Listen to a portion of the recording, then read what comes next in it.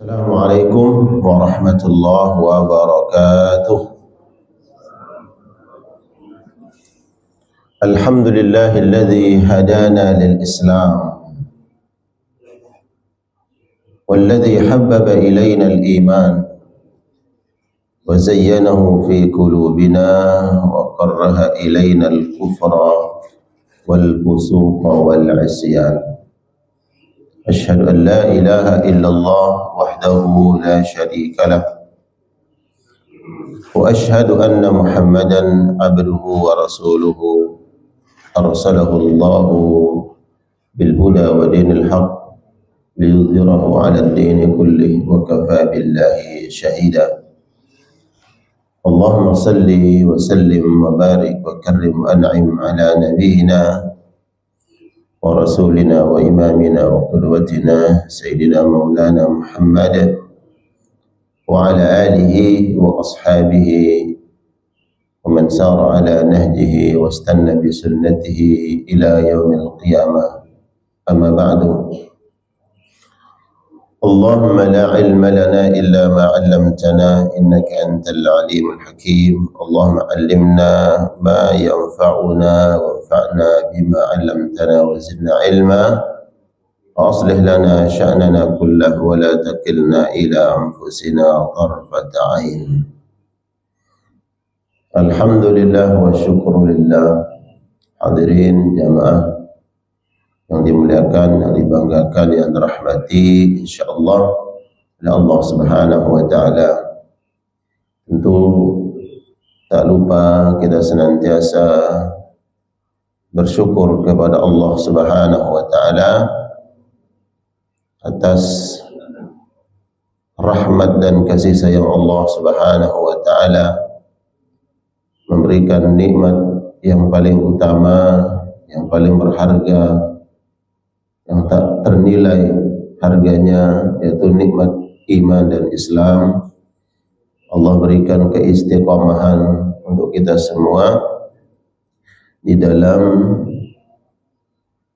kebaikan. Allah tetapkan hati kita, Allah kuatkan istiqamah di atas kebenaran yang dibawa oleh baginda Nabi Muhammad sallallahu alaihi wasallam. Salawat salam tak lupa kita sampaikan kepada Rasulullah sallallahu alaihi wasallam, Rasul kita yang mulia, yang mengajarkan nilai-nilai kebenaran, adab, kemuliaan yang dibawa oleh Rasulullah sallallahu alaihi wasallam. Mudah-mudahan kita semua dapat mengikuti, meneladani, mencontoh baginda Nabi Muhammad sallallahu alaihi wasallam dalam adab-adab dan akhlak-akhlak beliau, sehingga insyaallah mudah-mudahan kita dipantaskan dan berhak di akhirat nanti mendapatkan syafaat Rasulullah sallallahu alaihi wasallam. Amin ya maulana ya rabbal arsyil azim. Hadirin jemaah sekalian, kita lanjutkan mengkaji kitab Al-Adabul Mufrad lil Imam Al-Bukhari rahmatullah alaih. Di dalam kitab ini Al-Imam Al-Bukhari mencantumkan hadis yang bersumber dari sahabat An-Nu'man bin Bashir. Ini ucapan yang mauquf, bukan ucapan Nabi sallallahu alaihi wasallam, tapi ucapan sahabat yang dicantumkan oleh Imam Bukhari dalam kitab ini, yaitu ucapannya sahabat An-Nu'man bin Bashir. Beliau ini sahabat Ansar, penduduk kota Madinah. Beliau masuk Islam itu setelah Nabi sallallahu alaihi wasallam hijrah dari Mekah ke Madinah. Dan saat itu usia beliau masih remaja, ya, masuk Islam. Namun sahabat ini walaupun orang yang dari golongan terakhir, ya, di masa Rasulullah SAW. Beliau masuk Islam tapi terkenal dengan kealimannya.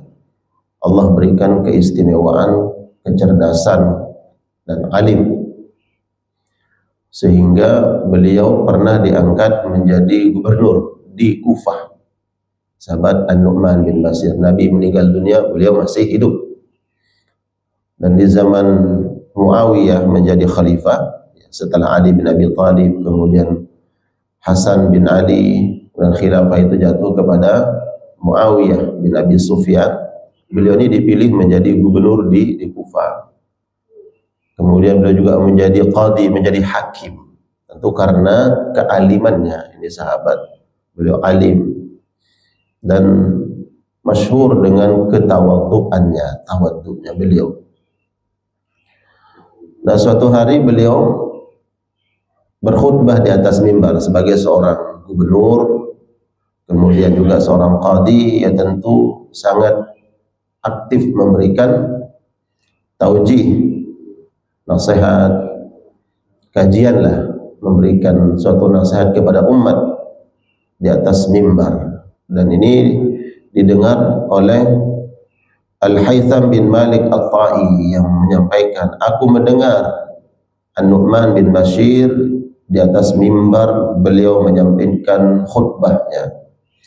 Qala, sahabat Nu'man ini menyampaikan pesan, inna lisyaitani masaliya wa fukhuman. Sesungguhnya setan itu memiliki perangkap dan jebakan. Wa inna masaliya syaitan, dan sesungguhnya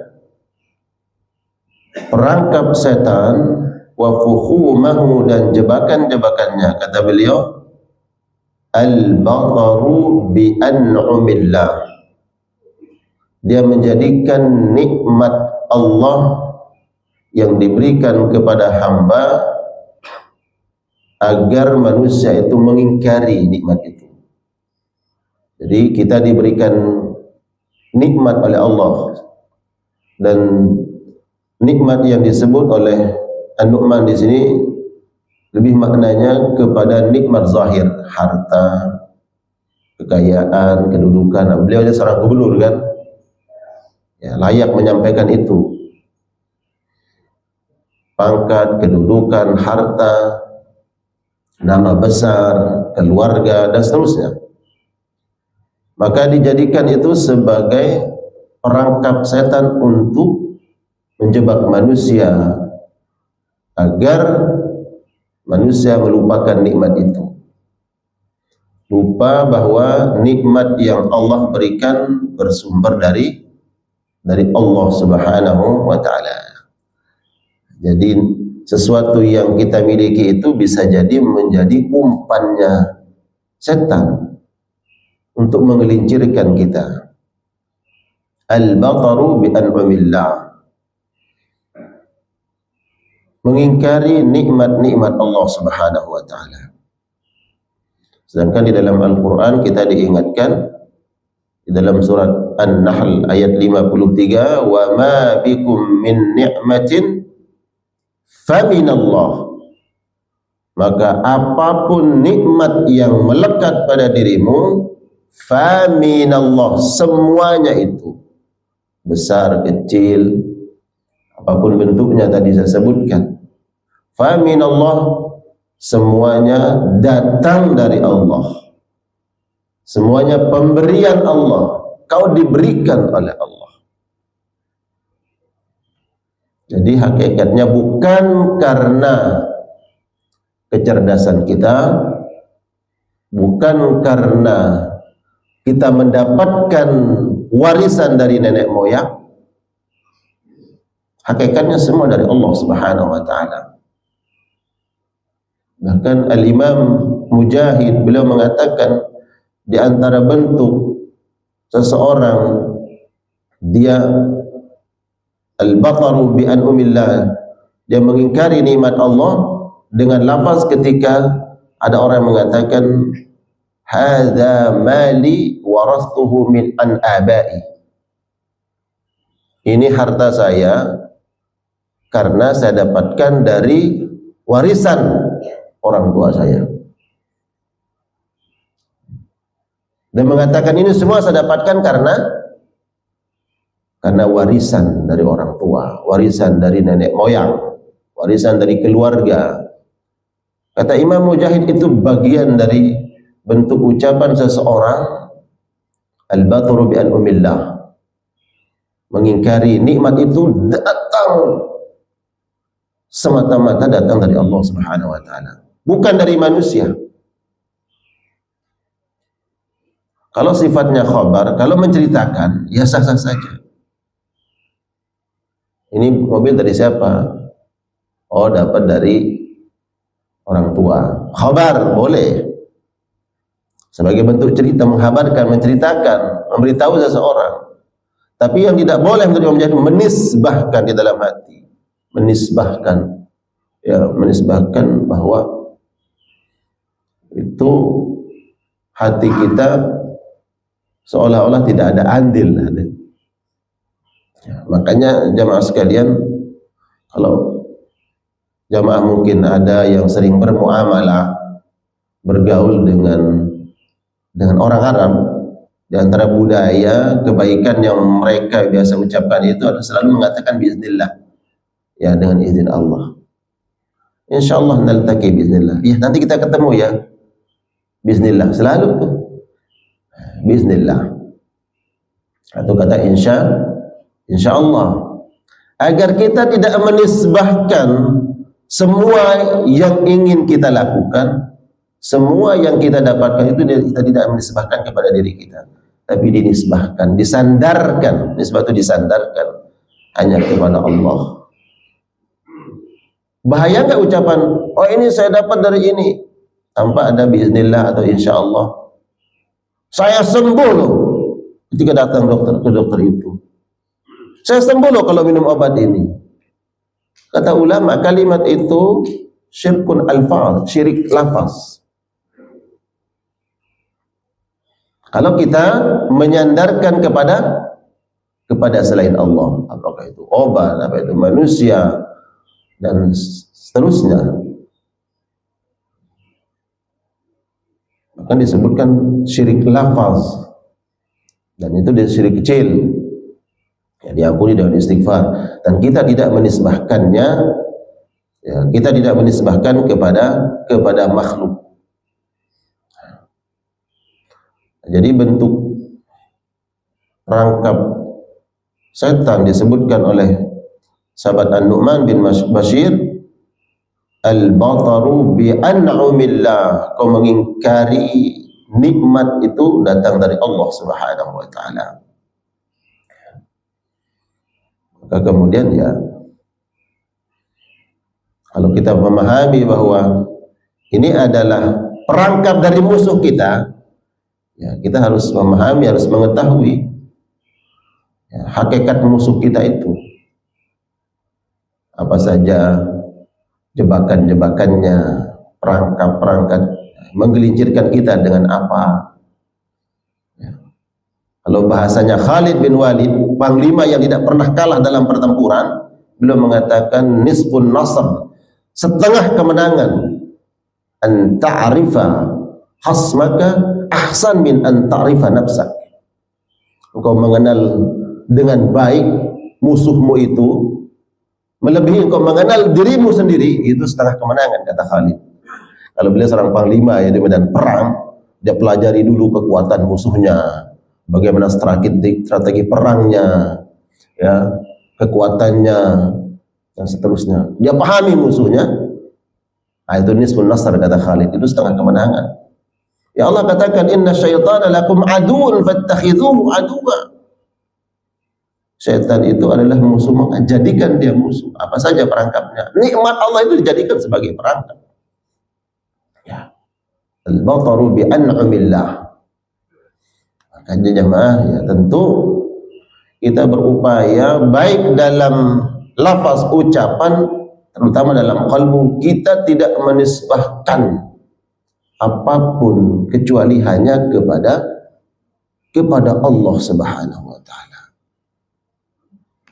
Ini bismillah, ini insya Allah. Nah, itu kita biasakan. Ya. Jadi jemaah, al-bataru bi an'amillah. Sedangkan kewajiban kita itu bukan al-batar, al-i'tiraf. Ya. Al-i'tiraf itu pengakuan secara totalitas, pengakuan dalam hati. Al-i'tiraf bin ni'mah lil mun'im, mengakui di dalam hati kita bahwa semua perangkat kebahagiaan, kesenangan kita di dunia ini pemberian Allah Subhanahu wa taala. Harta, keluarga, anak-anak, kesuksesan anak-anak kita bukan karena kita sebagai orang tua, karena Allah Subhanahu wa taala. Anak kita sukses masuk di umpamanya tempat ini, anak kedua di tempat yang favorit ini, dan seterusnya. Itu nikmat Allah. Hati-hati kita, nikmat Allah. Maka sandarkan semuanya kepada Allah Subhanahu wa taala. Alhamdulillah, agar tidak masuk kesombongan itu ke dalam kalbu kita. Itu karena semata-mata jerih payah dan usaha kita. Tidak.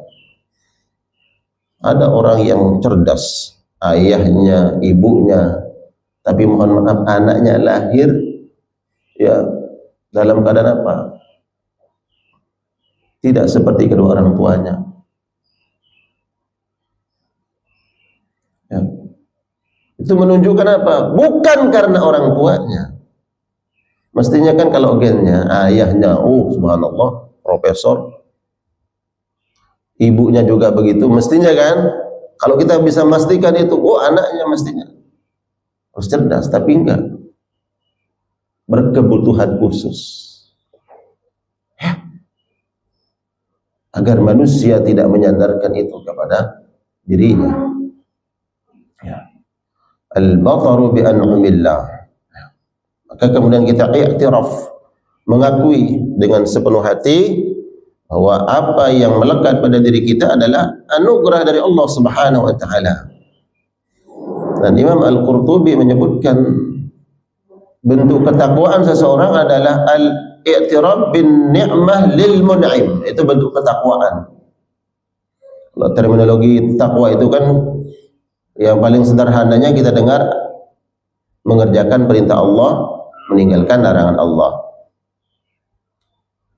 Kemudian banyak istilah-istilah takwa yang disebutkan oleh para ulama. Nah, Imam Al-Qurtubi menyebutkan bentuk ketakwaan seseorang itu adalah dia i'tiraf. Lawanan dari al-batar, al-i'tiraf, mengakui bin nikmah, semua karunia itu lil mun'im, pemberian Allah Subhanahu wa taala. Nah, kalau kita bicara pemberian yang paling besar apa? Hidayah. Nah, kalau bicara nikmat yang paling besar itu hidayah, hidayah mengenal agama. Dan kita tidak pernah minta itu jamaah di rahim orang tua kita dulu, di rahim bunda kita nggak pernah minta sama Allah, ya Allah jadikan aku seorang muslim, nggak pernah minta. Tapi karena hidayah ini mutlak dari Allah, pemberian Allah, bukan karena kecerdasan orang tua yang diwariskan, enggak. Kita mengenal agama Allah.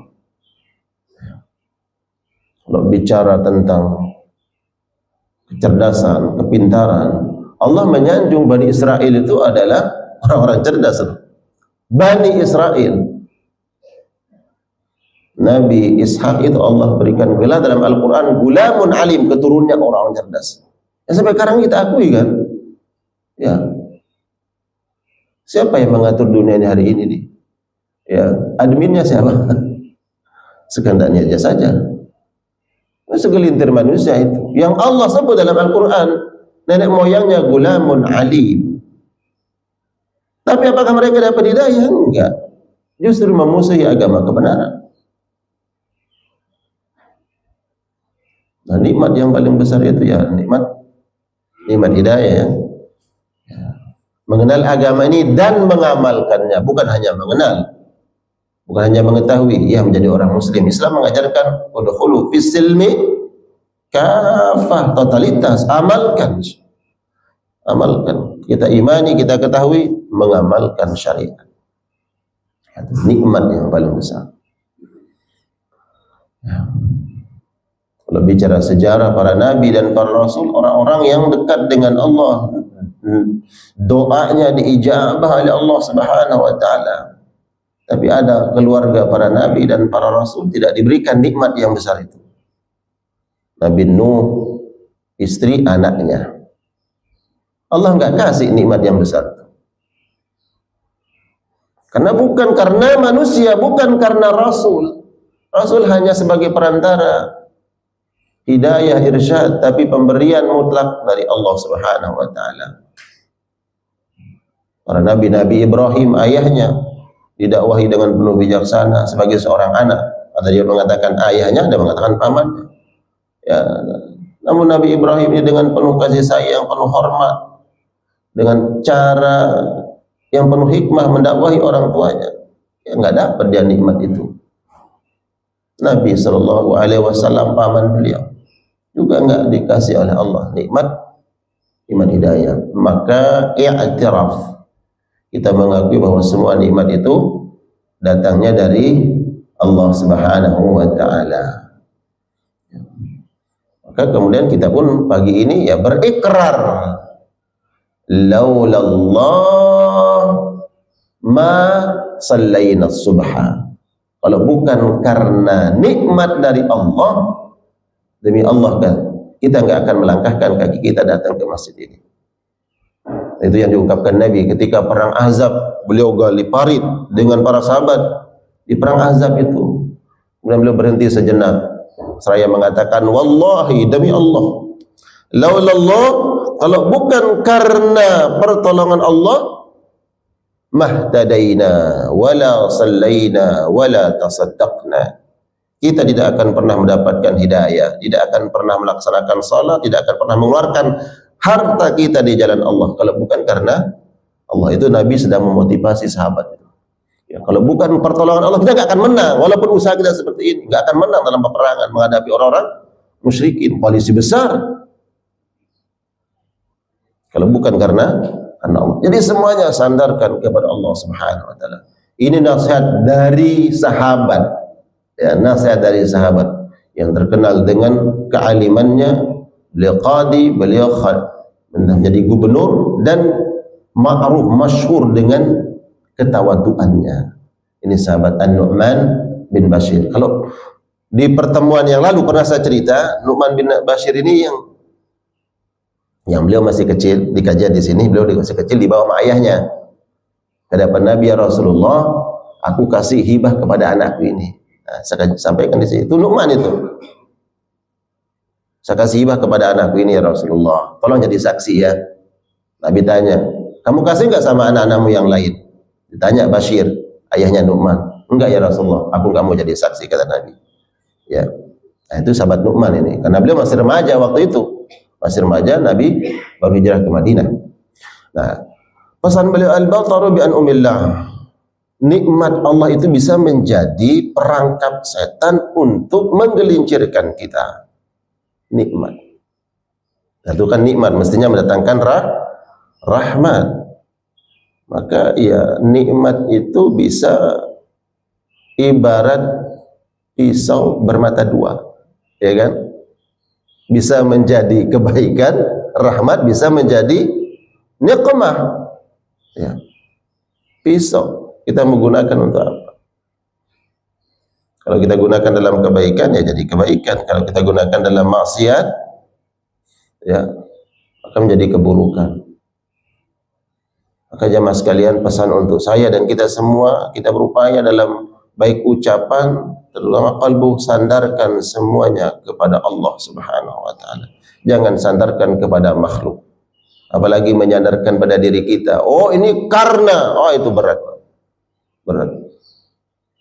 Kata Imam Mujahid, itu bentuk batar bi'in dengan nikmat Allah. Ya, selalu upayakan kita kemudian selipkan biiznillah insyaallah. Dan itu bentuk dakwah kita jemaah. Ya, makanya saya ketika sering mendengar orang ketika bermuamalah dengan orang Arab, subhanallah, itu suatu sunnah yang diajarkan Nabi sallallahu alaihi wasallam. Selalu menyandarkannya kepada Allah. Ya. Walaupun orang-orang biasa itu, karena itu biasa mereka dengar. Naltaqi bismillah. Saya baru unggah ya. Oh, ini bukan kebiasaan yang biasa cara komunikasi kita. Tapi selalu diingatkan, "Taim naltaqi ya Ustaz bismillah." Oh ya bismillah. Saya sendiri lupa bismillah gitu. Karena kita biasa ketemu nanti ya, oke, udah selesai. Nanti kita kerjakan ini ya, oke. Ya. Lupa bismillah. Tapi mereka naltaqi ya Ustaz bismillah. Oh ya bismillah. Ya. Itu dakwah itu luar biasa. Selalu selipkan. Apalagi kita yang punya umpamanya bisa memberikan kebijakan, bisa merintahkan sesuatu. Kita ketemu, insyaallah, bismillah. Dakwah itu mengingatkan orang bahwa semuanya dinisbahkan kepada Allah Subhanahu wa taala. Kemudian yang kedua kata beliau, wal fakhru bi a'ta'illah. Setan itu akan masuk ke dalam kalbu kita, bahwa apa yang ada pada diri kita itu membuat kita fakhr, berbangga diri, jadi sombong gitu. Wal fakhru bi a'ta'illah, dengan semua nikmat pemberian Allah itu setan akan selipkan kesombongan dalam hati kita. Kalau tadi bisa saja tergelincir dalam lafaz menisbahkan sesuatu bukan kepada Allah, ini langsung hati kita yang digeret untuk sombong dengan pemberian Allah Subhanahu wa taala. Dan ata Allah itu banyak bentuknya. Sebagian ulama yang termasuk nasab keturunan. Makanya nggak boleh orang membanggakan diri karena nasabnya atau karena sukunya, golongannya. Dan sangat dibenci dalam Islam fanatisme suku, ras, etnis itu sangat dibenci dalam Islam. Ya, makanya Nabi mengatakan bahwa man mata, ya, barang siapa yang mati sedangkan masih ada asabiyah, fanatisme itu kuat dalam hatinya, mata alal jahiliyah, dia mati seperti orang matinya jahiliyah. Laisa minna man mata, laisa minna man da'ila asabiyah. Aku tidak mengakui sebagai umatku orang yang menyeru kepada fanatisme golongan. Ya. Ya, kalau kita bicara tentang persatuan, kan ini perkara yang paling rentan menyebabkan retaknya persatuan. Kalau orang sudah bicara hanya tentang golongannya saja, sukunya saja, ya, boleh kita memberikan identitas, boleh identitas, kita punya identitas. Ya, suku ini identitasnya begini, suku ini juga begini. Tapi kalau menyeru kepada asabiyah bahwa suku kita, ras kita, golongan kita yang paling unggul di atas yang lain, itu asabiyahnya itu. Laisa minna man da'a ila asabiyah. Aku tidak mengakui mereka. Orang-orang yang selalu mengangkat tentang sukunya. Ya. Tapi boleh kita fakhr, berbangga bila mana satu suku ini adalah ma'ruf, disebut oleh ulama. Ma'ruf memang dia masyhur, terkenal karena kebaikannya. Di kabilah-kabilah orang Arab dulu kan memang di antara yang menjadi budaya itu tadi punya suku yang mereka banggakan. Datang Islam menghancurkan itu, ya, menghilangkan semua fanatisme suku. Tapi Nabi mengangkat beberapa suku karena kemuliaannya. Ada suku ini yang begitu dermawan bang suku ini. Disebut dengan Ahlul Karam, suku yang terkenal dengan kedermawanannya, suka berbuat baik.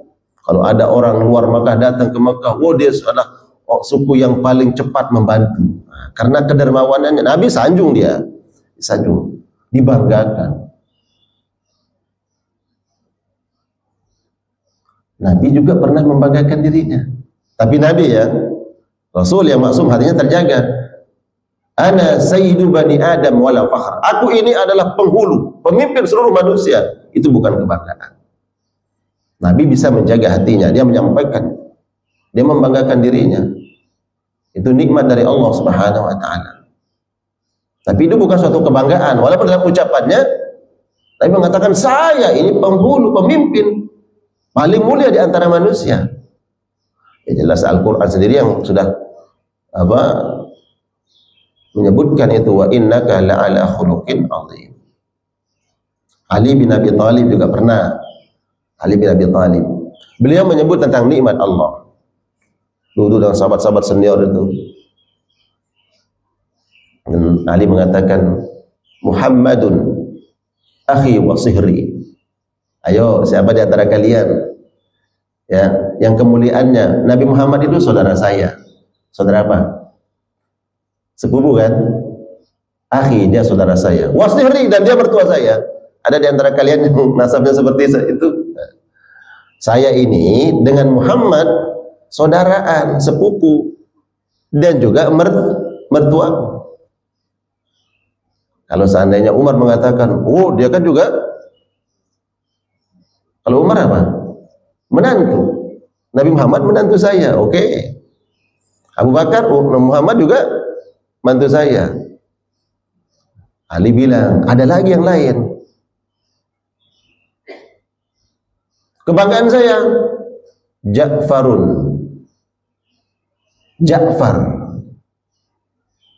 yang syahid, yang zahid di medan Uhud. Akhi, dia adalah saudara saya. Ada di antara kalian yang saudara juga syahid? Tapi semua kebanggaan itu subhanallah dikaitkan dengan Allah. Dia syahid, itu Ja'far saudara saya. Ja'far bin Abi Thalib itu yang gugur, yang syahid di medan Uhud itu, dia itu saudara saya. Oh, mungkin ada bilang, ada saudara saya juga syahid. Wa Hamzatu ammi sayyidus syuhada. Kalau begitu, lihat Hamzah. Itu paman saya, sayyidus syuhada. Ada paman yang jadi sayyidus syuhada? Enggak. Dia bangga, Ali bin Abi Thalib membanggakan. Tapi yang semua yang dibanggakan itu kaitannya dengan Allah, kaitannya dengan Allah. Paman saya namanya Hamzah, sayyidus syuhada. Saudara saya namanya Ja'far, dia syahid di sini di Uhud. Seandainya ada lagi yang menandingi dia, oke. Waladayya, kedua putraku. Kedua putraku adalah anak dari putri Nabi Muhammad SAW. Ada di antara kalian? Kemudian Fatimah bintu Muhammad sakani. Beliau putri Nabi adalah teman tinggalku, teman istri. Siapa yang nikah dengan putrinya Rasulullah SAW? Ya, Ali bin Abi Thalib. Ya, itu bentuk kefakhr, yaitu beliau bangga dengan nikmat Allah, tapi semuanya itu dikaitkan dengan Allah. Pamannya berjuang syahid itu karena membela agama Allah. Saudaranya syahid karena membela agama Allah. Rasulullah itu adalah saudara dan mertua saya. Dan ada di antara kalian, kemudian kebanggaan Ali bin Abi Thalib adalah, saya masuk Islam ketika saya belum balik. Siapa di antara kalian yang masuk Islam sebelum dia balik, kata Ali? Hanya saya yang masuk Islam ketika saya belum balik. Di antara kalian sahabat-sahabat muhajirin, kan kalau Umar udah berkeluarga, mau jadi pemimpin di kabilah Bani Adi, dan sahabat-sahabat yang lain. Ali bin Abi Thalib masih belia, belum balik. Kemudian diperintahkan oleh ayahnya, Abu Thalib, temani saudaramu sepupu, walaupun masih kecil ngikut.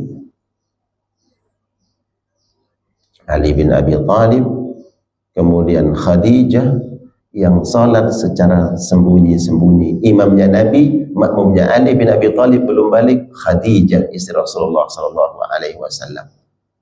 Ya, kalau kebanggaan itu kaitannya dengan nikmat Allah, kita i'tiraf bi an'amillah dengan nikmat Allah Subhanahu wa taala, tapi tidak membuat kita berbangga diri menjadi sombong, enggak apa-apa. Amma bi ni'mati rabbika fahadits, enggak apa-apa. Sebut aja nikmat Allah.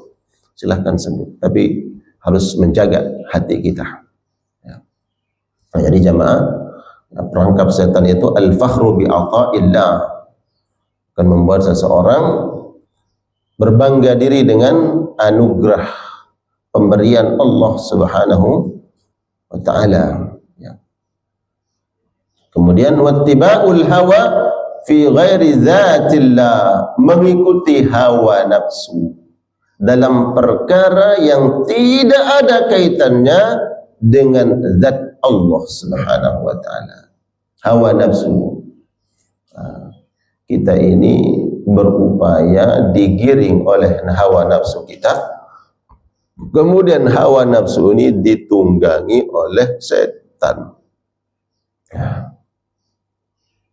Makanya kemudian di antara jihad seseorang yang bukan jihad mengangkat senjata jamaah adalah jihad melawan hawa nafsunya. Kalau pernah dengar ada ungkapan, tapi itu bukan hadis jamaah. Ketika Nabi pulang dari perang Badar, kemudian Nabi mengatakan raja'na min, ya, kita pulang dari perang yang kecil menuju perang yang besar. Padahal perang Badar perang yang tidak seimbang antara jumlah kaum muslimin dengan orang-orang musyrikin, perang yang besar. Para sahabat kaget. Itu bukan hadis, itu bukan bersumber dari Nabi SAW. Tapi jihad melawan hawa nafsu, kata Nabi, itu bukan hadis. Tapi maknanya benar.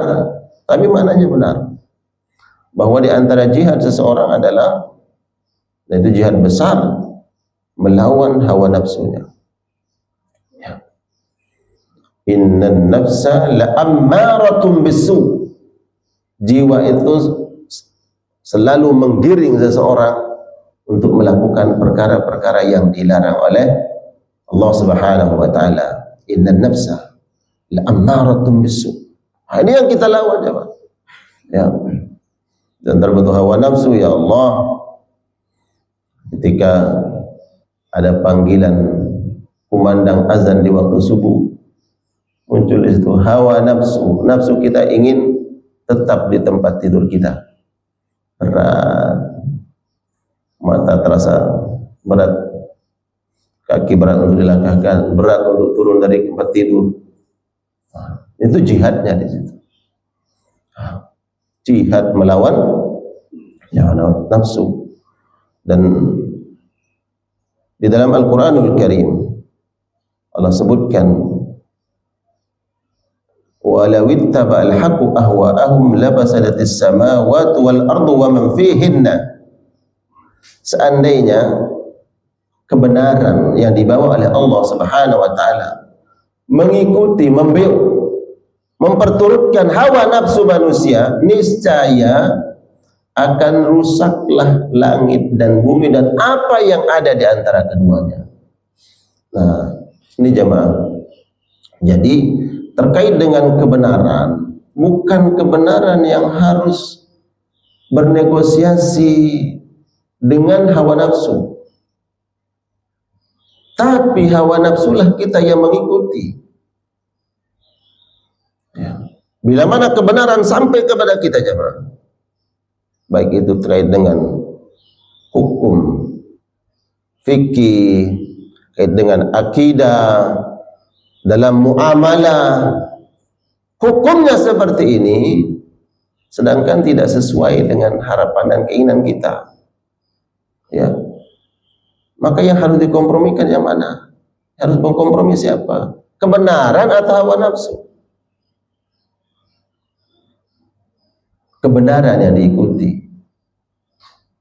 bukan kebenaran mengikuti selera hawa nafsu manusia. Kalau terkait dengan keinginan, semua orang nanti punya keinginan. Terkait dengan selera orang lain, beda-beda seleranya. Apalagi manusia, ya, suku ini, ras ini, bangsa ini punya selera dalam ibadah, punya selera yang begini. Lalu selera mana yang harus diikuti? Maka hawa nafsu yang mengikuti kebenaran. Ya. Seandainya kebenaran itu selalu mentoleransi setiap keinginan manusia, maka akan rusak. Ya. Maka akan rusak langit dan bumi, kata Allah. Dan ini dijelaskan kemudian dalam surah Al-Anbiya. Hawa nafsu manusia itu diantaranya menghadirkan tandingan buat Allah. Itu kan selera manusia. Hawa nafsunya. Tuhan yang kita sembah itu mana sih? Keinginan hawa nafsu kita pengen lihat. Apa perantaranya? Tuhan ini kan nggak kita lihat. Mana Tuhan? Udah kita buatlah sesuatu yang kemudian sebagai ya apa penjelmaan Tuhan di muka bumi. Ada yang kemudian menjadikan malaikat, ada menjadikan pohon, menjadikan batu dan seterusnya. Ya. Nah, itu hawa nafsu manusia kan. Makanya Allah katakan seandainya kebenaran itu mengikuti hawa nafsu mereka rusak. Ya jatuhnya pada kesyirikan tadi. Ya. Hawa nafsu manusia mengangkat ada anak Tuhan. Ya. Kalau dulu Samiri, biar Bani Israel ini senang ibadah ya kata jadikan wujud Tuhan di bumi biar senang ibadahnya. Kan nggak nampak itu biasanya tidak menarik hati, tidak menyenangkan, nggak nampak, nggak kelihatan. Akhirnya Samiri ya kemudian dia berinovasi, kita buat saja Tuhan, wakil Tuhan di bumi. Apa? Dia buat patung. Ya kan? Patung apa? Patung sapi. Ya. Dibuatlah patung sapi. Oh, ada yang kita lihat, ada yang dielus-elus, ada yang tempatnya motong di situ. Kan kelihatan. Hawa nafsu manusia. Maka rusaklah. Allah katakan di dalam surah Al-Anbiya, "Lau kana fihima alihatun illallah lafasadata fasubhanallahi rabbil arsy amma yasifun." Kalau seandainya di atas muka bumi ini ada Tuhan selain Allah sesuai dengan hawa nafsu keinginan manusia, rusak. Rusaklah dunia ini. Jadi jemaah, di antara nasihat sahabat An-Nu'man bin Bashir, beliau mengatakan tiba'ul hawa fi ghairi zatillah. Manusia ini mengikuti hawa nafsunya. Ya. Kita harus berjihad melawan diri kita. Innan nafsa la'ammaratun bisu. Jiwa kita ini mengajak kepada hal-hal yang buruk, maksiat kepada Allah, ingkar kepada Allah, lalai. Biasanya itu yang paling disenangi oleh manusia. Ya.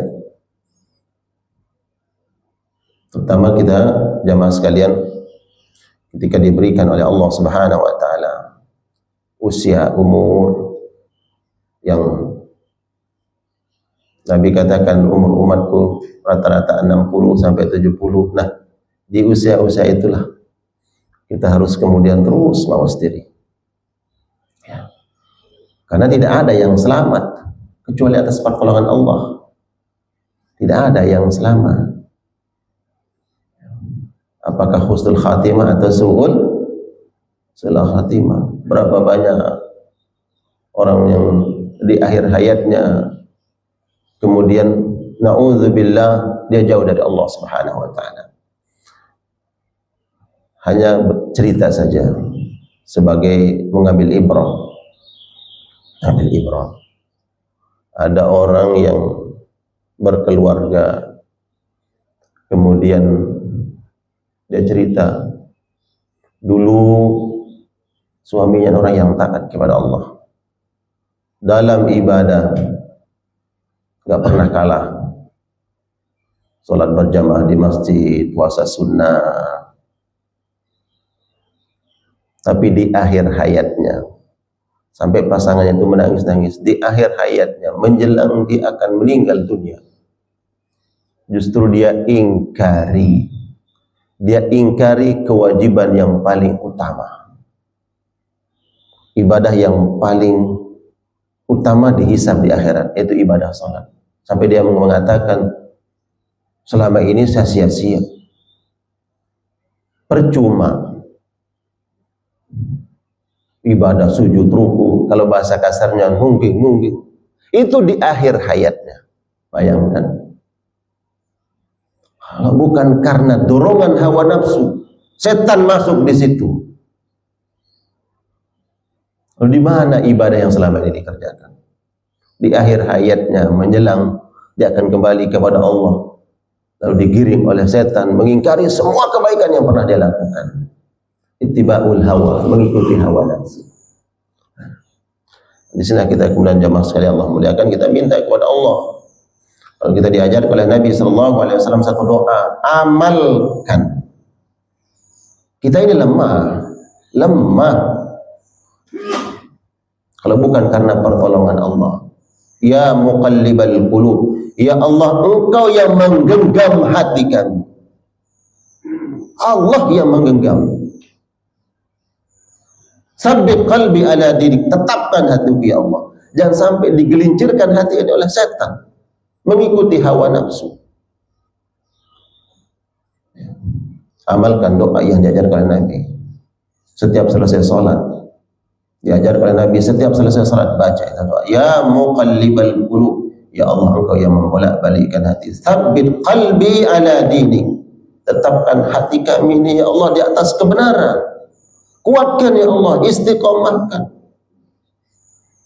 Karena sampai akhir hayat, musuh kita, inna syaitana lakum adu, tidak akan pernah berhenti memelincirkan manusia. Ya, dia punya hasrat yang tinggi untuk memperbanyak followernya, pengikutnya, sampai nanti kita meninggal dunia nggak akan pernah berhenti. Saya pernah sampaikan juga di sini kitab tentang at-tazkirah, seorang yang alim, Imam Ahmad bin Hanbal, di akhir hayatnya pun itu sekelasnya, sekelibernya Imam Ahmad, Imam hadhil ummah, di akhir hayat beliau pun setan tetap datang menggelincirkan beliau. Muhammad, ya Ahmad, ikuti. Apa? Agama yang benar itu bukan Islam. La. Muhammad di akhir hayatnya dia mengatakan tidak. Ketika beliau siuman, ditanya oleh anaknya Abdurrahman, ya abata, wahai ayah, apa tadi makna la?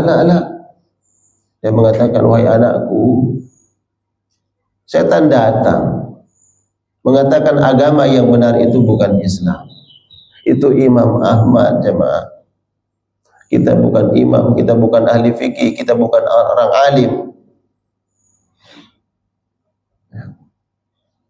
Maka kemudian kita terus minta kepada Allah Subhanahu wa taala. Ya muqallibal, ada doa-doa yang agar Allah istiqomahkan hati kita.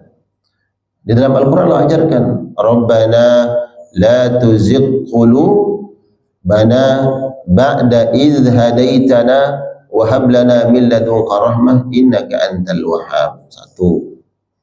Ya, Rabbana afrigh alaina sabra wa thabbit aqdamana wansurna 'ala al-qaumil kafirin. Ya muqallibal, kita boleh kehilangan apa saja, silahkan, tapi tak boleh kehilangan sesuatu yang paling berharga sampai akhir hayat kita. Ya. Karena ini berusaha akan dicuri, akan diambil. Kalau nasihatnya An-Nu'man bin Bashir itu, saya tidak akan pernah berhenti, dia akan berusaha untuk merenggutnya, mengambilnya, merampasnya dari kita. Ya. Mudah-mudahan insyaallah jamaah sekalian Allah muliakan, apa nasihat yang disampaikan oleh sahabat ini menjadi untuk pegangan kita. Pegangan kita Al-Quran dan Sunnah Nabi SAW. Ambil doa-doa terbaik dari Al-Quran, ambil nasihat terbaik, intisari dari Al-Quranul Karim, ambil dari sunnah. sunnah Rasulullah sallallahu alaihi wasallam, sunnah para sahabat, ya, sunnah para sahabat khulafa ar-rasyidin al-mahdiyyin yang dijamin oleh Allah di atas petunjuk. Dan itu pesan Nabi, ya, ambil dari sunnah para sahabatku yang al-mahdiyyin, mereka yang mendapat petunjuk dari Allah Subhanahu wa taala. Dijamin mereka di atas kebenaran, alladzina an'amta alaihim minan nabiyyin wasiddiqin wasyuhada'i wasalihin. Syuhada dan orang-orang saleh, di atas orang-orang saleh itu ya para sahabat Nabi sallallahu alaihi wasallam. Baik jamaah, mudah-mudahan insyaallah kajian kita pada pagi hari ini ada hikmah, ada kebaikan, ada faidah yang kita dapatkan. Mungkin ada yang ingin diperjelas, ingin ditanyakan terkait dengan apa yang kita bahas pagi ini, atau mungkin hal-hal yang lain, silakan. Fadhal Pak. Waalaikumsalam warahmatullahi wabarakatuh.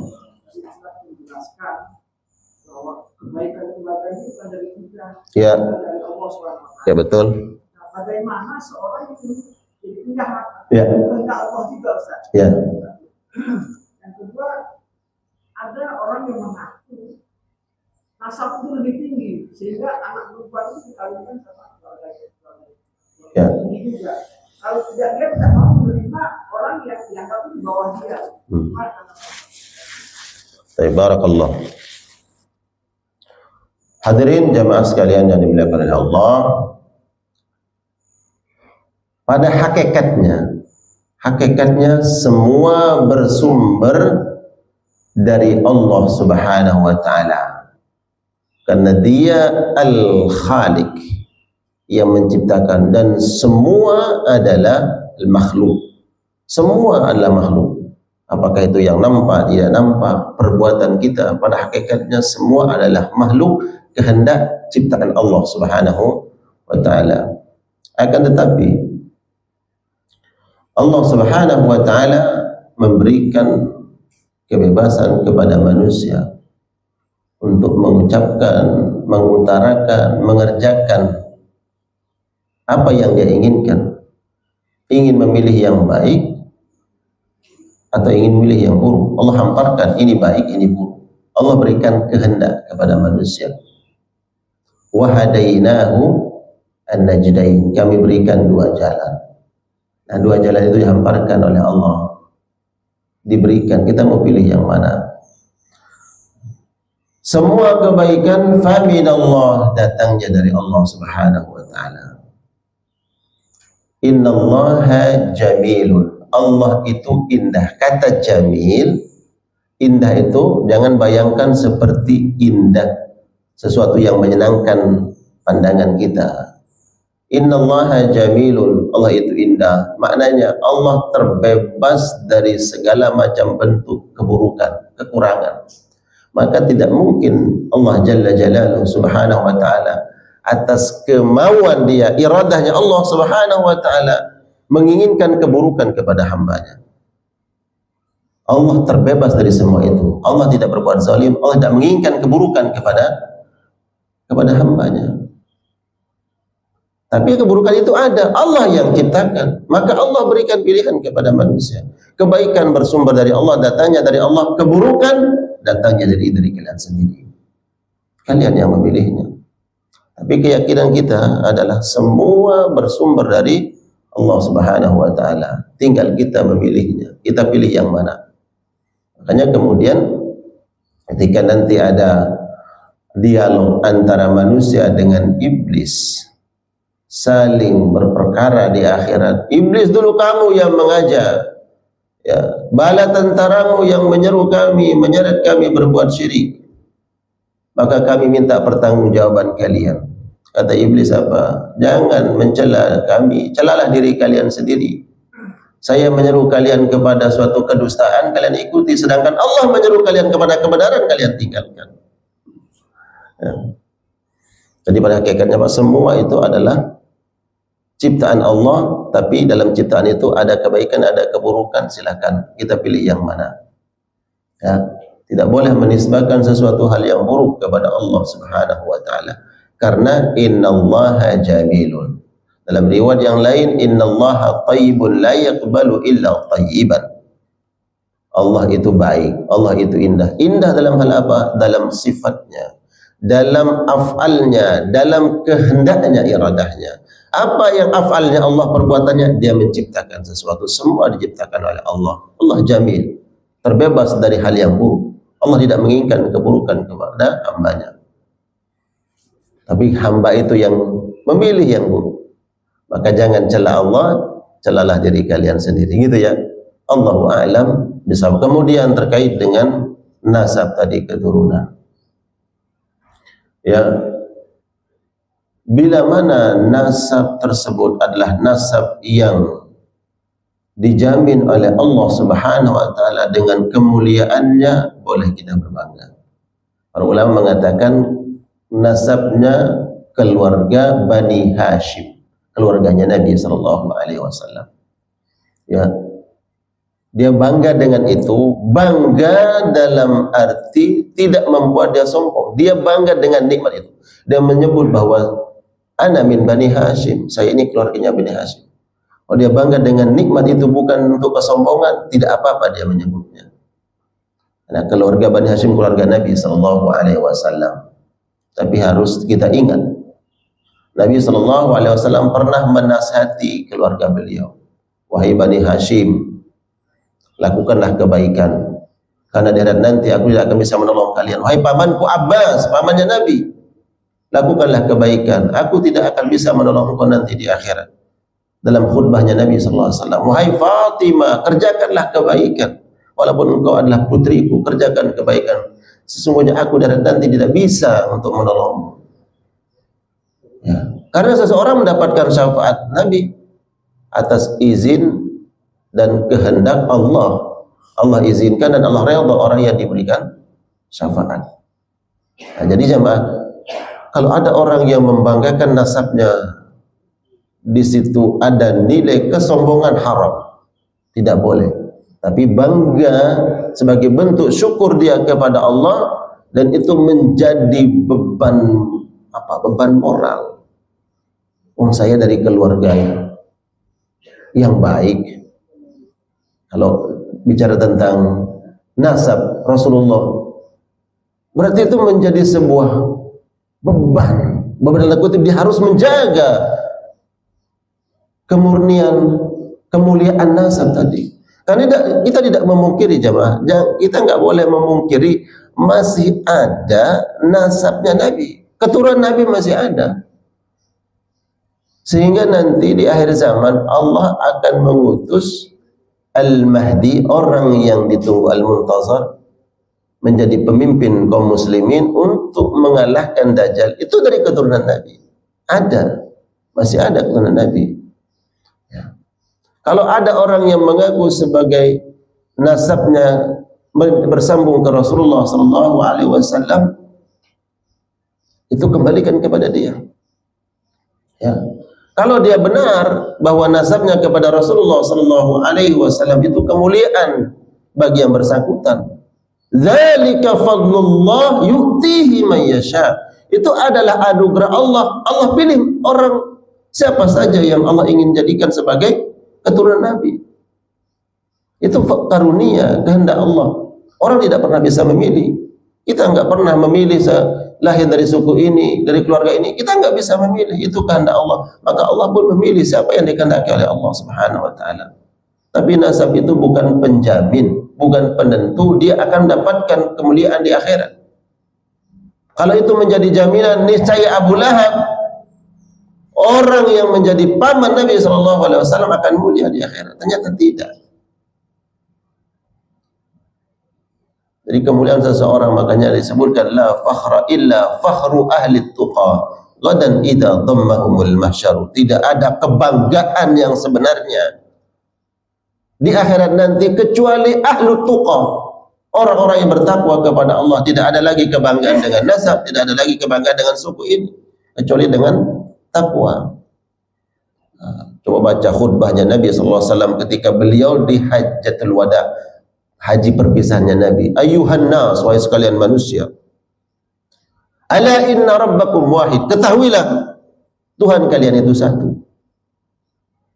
Wa aba'ukum wahid. Nenek moyang kalian itu satu, yaitu Adam. Ya, ala ketahuilah, la fakhra li arabiyyin ala ajamin illa bittaqwa. Tidak ada kebanggaan orang Arab dengan non Arab yang ajami kecuali karena takwanya kepada Allah. Itu Nabi sampaikan di akhir hayat beliau. Ya, tahun berikutnya Nabi akan meninggal dunia. Berapa bulan lagi beliau akan meninggal dunia? Itu di bulan Zulhijjah. Zulhijjah, ya kan? Kemudian Muharram, Safar, Rabiul Awal. 4 bulan lagi Nabi akan meninggal dunia. Sampaikan khutbah yang sangat penting agar manusia kemudian tidak berbangga dengan keturunnya, dengan nasabnya. Adapun semangatnya, saya ingin menjaga, dia ingin menjaga nih silsilahnya, nasabnya, dia nikahkan dengan ini, dengan itu. Niatnya untuk menjaga nasab, sesah saja silakan. Tapi bukan untuk kebanggaan, bukan merendahkan nasab yang lain, tidak. Ya, makanya kemudian kata Nabi, at-taqwa hahuna. Semangatnya apa? Tujuannya apa? Kalau dalam hatinya karena menganggap nasab yang lain itu rendah, nah itu kesombongan, gitu ya. Tapi semangatnya untuk menjaga, gitu ya. Karena jamaah, kita tidak memungkiri di antara pesan Nabi dalam pernikahan adalah al-kafa'ah, sekupu. Sekupu itu penting. Makanya Nabi SAW pernah dalam kasus menceraikan antara suami istri. Karena dilihat Nabi, dia sekupu. Itu menjadi perhara dalam rumah tangganya. Kalau tidak sepupu, ya sepupu ini banyak penyebabnya. Mungkin karena beda sukunya, bisa saja. Ya, beda status sosialnya. Ini orang kaya, mohon maaf suaminya miskin, jomplang banget, khawatir. Ya, yang biasanya tidur di tempat yang mewah, kemudian dibawa ke gubuk yang gubuk gimana? Ya, mungkin bulan-bulan pertama, bulan madu, ya asik-asik saja. Tapi ketika saat terus perjalanan rumah tangga bisa menjadi prahara. Kenapa? Karena nggak sekupu. Makanya kafa'ah, kalau motivasinya dan semangat itulah menjaga kafa'ah tadi, kesepupuan tadi, ini karena biasanya nanti ada budaya, ada tradisi yang beda gitu. Cara ngumpulnya, cara interaksinya, khawatir nanti. Nah, kalau itu semangatnya, Allahu a'lam bishawab, la ba'sa bihi. Ma ba'sa bihi, enggak apa-apa. Tapi bukan tujuan untuk merendahkan, ya, apalagi marginalkan suku yang lain, tidak. Jangan di antara kita ada memiliki semangat fanatisme, golongan, suku, enggak ada. Kalau mati seperti matinya jahiliyah. Di akhirat tidak diakui oleh Nabi sebagai umatnya. Laisa minna man da'a ila asabiyah. Aku enggak akui dia sebagai umatku. Kalau sedikit-dikit, ini adalah suku kami yang paling unggul, kami yang paling begini, pada begitu, saya suku yang lain gimana? Ya, gitu ya. Allahu a'lam bishawab. Mudah-mudahan bermanfaat insyaallah. Ada lagi?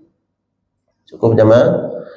Sama-sama kita tuh dan doa kafaratul majlis. Subhanakallahumma bihamdika asyhadu an la ilaha illa anta astaghfiruka wa atubu ilaik. Assalamualaikum warahmatullahi